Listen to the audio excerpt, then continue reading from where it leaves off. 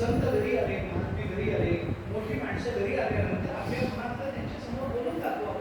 काही अडचण नसते. मनातली दुःख त्यांना सांगावे. कोणा सांगू सुख दुःख कोण निवारी लघु बोलतात.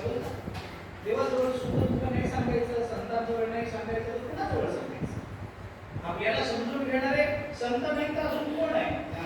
ज्ञानोबासारखे समजून घेणार नाही तर मग कोण समजून घेईल आपल्याला? परमात्मा तेवढं समजून घेत नाही आपल्याला जेवढे नाममाला समजून घेतात आणि चोकोबारायण गुरुबा काका समजून घेतात तेवढा देव नाही समजून घेत आपल्याला. त्यांना सांगितलं पाहिजे. नारदांजवळ आपलं अंतःकरण मोकळं केलं पांडवांनी. अंतःकरण मोकळं करणं म्हणजे रडगाणं काढणं होईल. काय असं झालं बघा ना, शेवटी एकच आम्हाला असलं रडत नाही पांडव, असलं रडणं नाही पांडवांना. प्राप्त झालेला वनवास ही परमार्थाच्या दृष्टीने संधी आहे. एक वाक्य बोलतो बघा, पटत असलं तर, प्रपंचामध्ये निर्माण झालेली प्रतिकूलता ही परमार्थासाठीची अनुकूलता असते. हे ज्याला कळतं ना त्याचा परमार्थ सोपा. प्रापंचिक प्रतिकूलतेला प्रतिकूलता समजून राहिलो तर आमच्या जीवनात कधीच पारमार्थिक अनुकूलता निर्माण होणार नाही. आम्ही रडगाणच जाऊ, दुसरं काही करणारच नाही. कायम रडगाणं जाऊ, कायम रडत राहू. असं झालं तसंच झालं बघा ना, त्या बाईने उसनी साखर गेली आणूनच दिली नाही, बघा किती रडायचंय.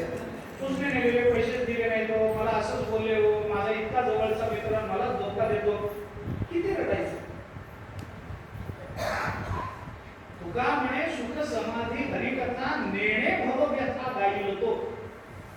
तुकोबारायांनी चिंतन केलंय. संसाराच्या नावे घालून या शून्य वाढता हा पुण्य धर्म केला. तुका म्हणे सुख समाधी हरिकथा नेणे भवव्यथा गाईल तो. मी दोन अर्थ सांगतो. तुका म्हणे सुख समाधी हरिकथा गाईल तो भवव्यथा नेणे, आणि तुका म्हणे सुख समाधी हरिकथा नेणे तो भवव्यथाच गाईल.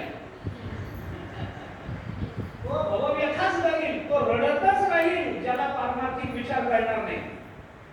तुकोबारायांच्या जीवनात केवढी प्रतिकूलता आहे, पण निर्माण झालेल्या प्रतिकूलतेला पारमार्थिक दृष्टीने अनुकूलतेमध्ये परिवर्तित करणं हे आपलं काम आहे ना, आपल्या बुद्धीचं काम आहे.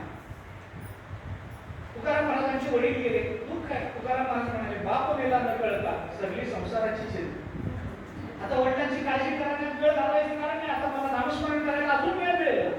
म्हणजे बाप मेल्याचा आनंद मानावा असं नाहीये. निर्माण झालेली धंद्याचं दिवाळं निघालं, पण तुकाराम महाराज म्हणतात बरे झाले. निघाले दिवाळे घरी या दुष्काळे पिढाले, बरं झालं. बाई मेली बरे झाले, देवे माया सोडविले. तेवढा भाव आहे हा. बाई मेली, बायको मेली, बरं झालं. पण म्हणतं दुसरी करायची असेल तर म्हणू शकतो कोणी, पण तुकाराम महाराज त्या वर्गातले नाही आहेत ना. मेली बायको, दुष्काळे आटले, द्रव्य गेला मान, स्त्री आहे की अन्नांना करिता मेली, अशी अवस्था प्राप्त झाली तुकोबारायांना. पण बरे झाले म्हणतात. बरं झालं देवा, चांगलं झालं. जे झालं ते तुझ्या कृपेने झालं, चांगलं झालं. आता संसाराचं तेवढं लक्ष मला द्यावं लागणार नाही. माझी चित्ताची आलंबनं जेवढी कमी होतील तेवढे देवाला धन्यवाद दिले. अशा म्हणून प्रापंचिक प्रतिकूलता ही पारमार्थिक अनुकूलता असते हे कळलं पाहिजे. पांडवांनी आपल्या अंतःकरणातले भूमिका बोलून जातात. कारण या मार्गामध्ये, या वनवासामध्ये यांच्या चर्चा, कधी भगवान श्रीकृष्ण भेटायला यायचे, कधी पुन्हा ऋषींच्या आश्रमात जाण्याचे प्रसंग यायचे, कधी कोणत्या महात्म्याचं रस्त्यावर चालता चालता दर्शन व्हायचं, कधी कोणी महात्मा कृपा करण्याकरता दर्शन देण्याकरता म्हणून यायचे. आणि मग त्यांच्याबरोबर काही तत्वचर्चा व्हायची, काही चांगलं वाईट बोललं जायचं, पृच्छा व्हायची, प्रापंचिक पारमार्थिक संबंधांना चर्चा व्हायची. तर त्याच्यातून काही विचार निर्माण व्हायचे, त्या विषयावर चर्चा करत पांडवांची मार्गक्रमणा व्हायची. आणि मग चर्चेमधून संशय उत्पन्न होतात, तर ते संशय अंतःकरणामध्ये राहतात. मग नारदांसारखे महात्मे भेटले की ते संशय निवृत्त करून घेणं कर्तव्य राहतं. नारद आले, बसले, यांच्या चर्चा काही सुरू झाल्या, काही प्रश्न विचारणं सुरू झालं. वनपर्वामध्ये आलेला कथा प्रसंग आहे. आणि मग काही प्रश्न झाल्यानंतर धर्मराज युधिष्ठिरांनी नारदांना असा प्रश्न विचारला वाटतात नारदा, जग मला सत्य प्रतिज्ञ म्हणतं, सत्यवादी म्हणतं. मी कधी खोटं बोललो नाही आतापर्यंत. गुरुजींनी आम्हाला पाठशाळेमध्ये द्रोणाचार्यांनी सत्यम वद ही वेदाज्ञा एकदा शिकवली. त्याच्यानंतर म्हणजे असत्य कधी बोललो नाही. असत्य सुदैवाने माझ्या मुखातून कधी बाहेर पडलं नाही. असत्य बोलण्याची प्रेरणाही मला कधी झाली नाही. आणि सुदैवाने माझ्या डोळ्यासमोर असा स्वार्थ निर्माण झाला नाही की ज्याच्यामुळे मी असत्याकडे प्रवृत्त व्हावे. भगवत कृपा. लोक मला सत्यवादी म्हणतात, सत्य प्रतिज्ञ म्हणतात, कौतुक करतात माझं. एखाद्या गोष्टीचा निवाडा करायचा असेल तर युधिष्ठिर कधी खोटं बोलत नाही म्हणून त्याला विचारलं पाहिजे अशी संतांमध्ये प्रसिद्धी आहे, ऋषींमध्ये प्रसिद्धी आहे, राजांमध्ये प्रसिद्धी आहे माझी. नारद म्हणाले चांगलं आहे ना धर्मा, चांगलं आहे, चांगली प्रसिद्धी आहे. युधिष्ठिरांनी सांगितलं चांगलं आहे, याच्याबद्दल वाद नाही. पण मला एक प्रश्न आहे या संबंधात. बोला. धर्मराजाने विचारलं, लोक मला सत्य प्रतिज्ञ म्हणतात, सत्यवादी म्हणतात. माझ्या सत्य बोलण्याबद्दल लोकांचा निश्चय आहे, लोकांचा विश्वास आहे. मी सत्य बोलतो हे खरंही आहे.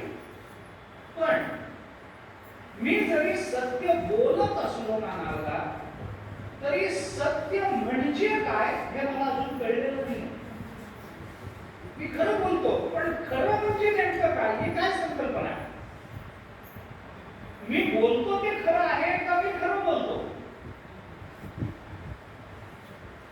विचार केला पाहिजे की नाही?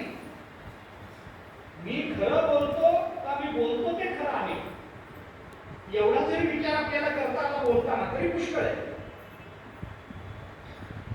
काय अर्थ सत्य ही संकल्पना मला कळलं नाही. मला सांगता का? कोण विचारतं? जो आयुष्यभर सत्य बोलत आलाय तो विचारतोय सत्य म्हणजे काय. कारण का? कारण सत्य ही संकल्पना कशाबद्दल वापरायची? ती केवळ शब्दानुशंगाने वापरायची संकल्पना आहे का सत्य शब्द एखाद्या अस्तित्वाचा वाचक आहे? का सत्य शब्द एखाद्या सिद्धीचा वाचक आहे? का सत्य शब्द फक्त वस्तुस्थितीचा वाचक आहे? का सत्य शब्द इंद्रियजन्य ज्ञानाचा वाचक आहे? कशाचा वाचक आहे? सत्य आम्ही कोणत्या अर्थाने घ्यावं? मग आपण म्हणतो आहोत खरंय ते कशा? मी पाहिलंय, तू पाहिलेलं सगळंच खरं असतं.